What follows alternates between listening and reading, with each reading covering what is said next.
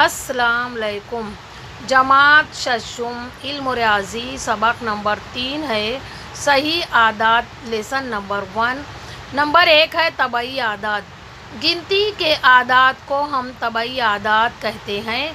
मसलन 1 2 3 4 5। सबसे छोटा तबई अदद जो है 1 है। सबसे बड़ा तबई अदद बताया नहीं जा सकता। नंबर 2 है मुकम्मल आदात।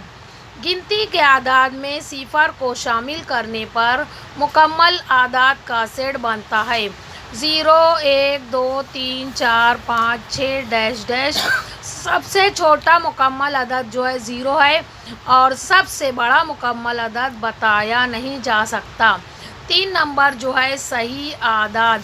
अब हम सही आदात किसे कहते हैं वो देखना है। मस्बित आदात सिफर और मनफी आदात से मिलकर आदात का जो मजमुआ बनता है उसे सही आदात कहते हैं। सही आदात को अददी खत पर दिखाना। सबसे पहले हम ये देखेंगे कि ये हमारा एक अददी खत है। इस अददी खत पर हम बीच में 0 इसे हम मब्दा कहते हैं और दाएं जानिब मस्बित आदात +1 +2 +3 +4 +5 +6 +7 और ये गिनती आगे हम बढ़ा सकते हैं। इसी तरह बाएं जानिब मनफी के आदात हैं -1 -2 -3 -4 -5 -6 और हम आगे बढ़ा सकते हैं। तो बीच का जो है मब्दा कहलाएगा। एक तरफ मस्बित आदात दूसरी जानिब मनफी आदात। इसी के मुताबिक हम मश्की सेट 4 देखेंगे। सवाल नंबर 1। ज़ैल के आदाद के मनफी आदाद और मस्बित आदाद में जमात बंदी कीजिए। ये जो आदाद दिए हैं 27 -1 -4 5 +8 -25 19 -37 -49 +26 7 -2 +4 और -5। हम इसी के मुताबिक 2 कॉलम बनाएंगे और इस 2 कॉलम को एक जानिब मस्बित आदात और दूसरी जानिब मनफी आदात। एक तरफ मस्बित यानी पूरे जमा के जो आदात हैं हम लिख लेंगे 27 +5 +8 +26 7 +4 +19।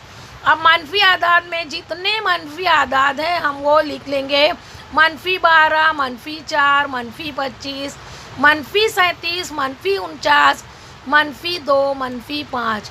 इस तरीके से हमारा ये जवाब हो जाएगा। सवाल नंबर 2 है हमारा कि ज़ैल में कुछ शहरों के दर्जे हरारत दिए हैं। अलामतों का इस्तेमाल करके हमें लिखना है। सबसे पहले जो मुकाम दिया है और दर्जे हरारत शिमला लिहा दिल्ली और नागपुर। दर्जा हरारत दिया है 0 दर्जा सेंटीग्रेड से नीचे। तो नीचे अगर है तो जवाब हमको माइनस लगाना है -7 दर्जा सेंटीग्रेड। 0 दर्जा सेंटीग्रेड के नीचे 12 दर्जा सेंटीग्रेड। इसमें भी हम नीचे है तो माइनस की अलामत -12 दर्जा सेंटीग्रेड। इसी तरीके से 0 दर्जा सेंटीग्रेड से ऊपर यानी प्लस हो जाएगा तो 22 दर्जा सेंटीग्रेड था। हमारा आंसर है जवाब है +22 दर्जा सेंटीग्रेड। 0 दर्जा सेंटीग्रेड के ऊपर यानी हमारा +31 दर्जा सेंटीग्रेड।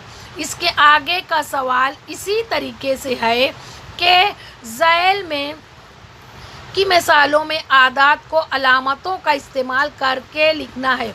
अगर गहराई में या नीचे दिया है तो हमें माइनस लगाना है और अगर ऊपर गया है तो प्लस की अलामत।